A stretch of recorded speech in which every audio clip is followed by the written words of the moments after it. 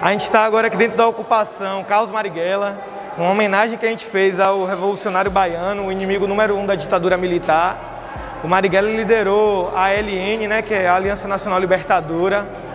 Foi militante revolucionário da época, né, deputado estadual. A gente decidiu homenagear ele porque nós estamos vivendo um momento de ataque desse governo fascista do Bolsonaro, tentativa de intervenção militar, então é necessário a gente trazer de volta esses nomes importantes que nunca se apagaram. Quanto tempo aqui você já tem aqui de ocupação aqui? 1 mês e 20 dias mais ou menos aqui dentro. Porque no começo a gente ocupa o espaço principal da entrada dos prédios ou desse prédio e a gente não traz fogão, não traz geladeira a ninguém, mas as famílias, o movimento traz um fogão industrial, uma geladeira grande para a gente poder fazer um almoço, jantar, para a gente poder fazer café coletivo. Porque no começo não tem como trazer tudo. Imagine você entrar num prédio com 200 fogões. Não tem como entrar, né? Tipo, você entrar rápido. Então é só um fogão, uma geladeira, para no começo a gente fazer um almoço coletivo, as primeiras semanas, o primeiro mês.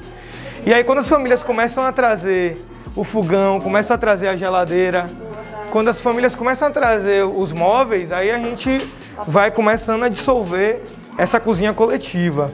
Mas ela ainda existe, quando as famílias precisam, a gente libera o fogão, libera a geladeira e as pessoas colocam algumas coisas. Esse prédio aqui, ele está abandonado há 12 anos. Esse prédio, há 12 anos atrás, era uma escola. Ele passou a ser um local de utilização da Embasa e após isso ele não servia a nada mais. Ficou abandonado durante 12 anos. Então é muito tempo de abandono até a gente entrar aqui e dar função social para o prédio.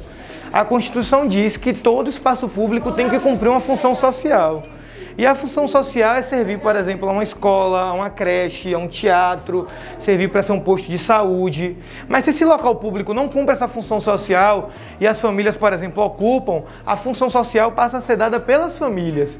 Então o Estado perde a posse passa a ser do movimento e das famílias. E a gente decide ocupar o prédio que está em bom estado. A gente observa bem, isso não é uma coisa que a gente faz de qualquer jeito. Todo mundo que está aqui hoje passou já por alguma dificuldade, já morou na rua, hoje estava sem condição de ficar no aluguel e a gente uniu forças para poder conformar uma ocupação que seja para as famílias viverem e para a gente debater e aprofundar as contradições da déficit habitacional da cidade, porque tem muito espaço ocioso, tem muito espaço que pode ser ocupado.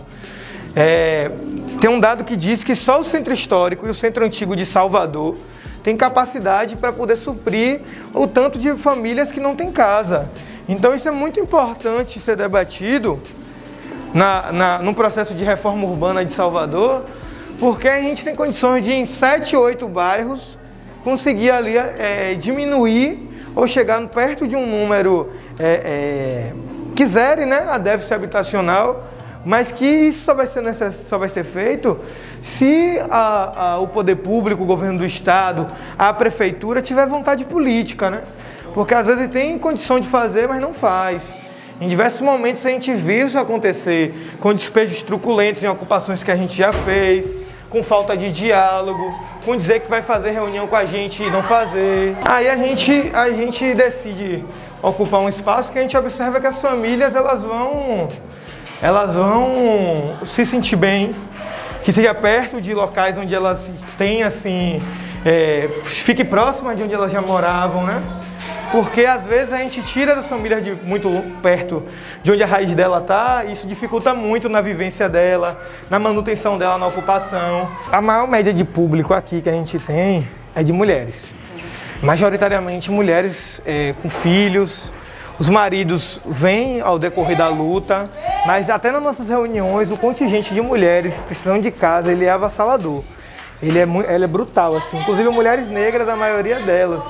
E eu acho que isso é inclusive um dado nacional do MLB, assim, uma conta nossa, assim, nacional, de que o movimento ele é muito mais composto por mulheres pobres, trabalhadoras, que estão desempregadas ou estão no mercado informal.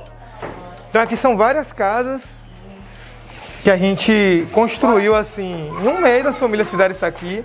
Então esse é o debate que a gente faz com o governo do estado. Se as famílias conseguem levantar isso aqui em um mês, Nós podemos fazer isso muito melhor se tiver um subsídio. Nós podemos reformar muito esse prédio ou então outro prédio, né?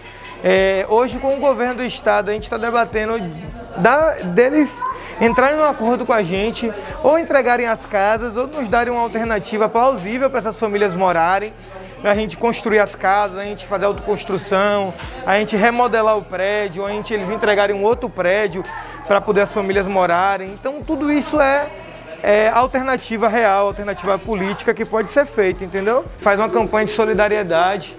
A gente pede, inclusive, que quem puder ajudar a gente trazendo alimentos, roupas, quem puder ajudar a gente trazendo agasalhos ou madeirite, material de construção, a gente agradece muito, que a gente utiliza bastante.